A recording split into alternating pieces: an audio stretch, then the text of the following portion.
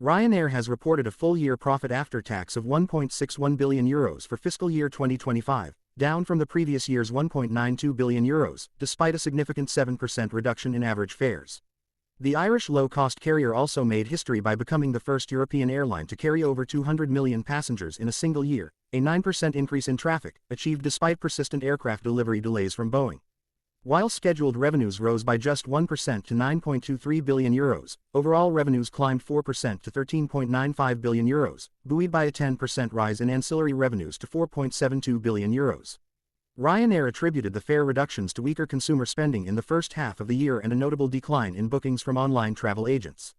However, the aggressive pricing strategy helped stimulate demand and maintain high load factors. Operating costs rose in line with traffic, up 9% to €12.39 billion, but remained flat on a per-passenger basis, maintaining Ryanair's key competitive advantage over other European airlines. Ryanair's balance sheet remains among the strongest in the industry, with nearly €4 billion in gross cash and €1.3 billion in net cash at fiscal year-end. The airline repurchased and cancelled 7% of its outstanding shares and announced a final dividend of €0.227 per share, payable in September, subject to AGM approval.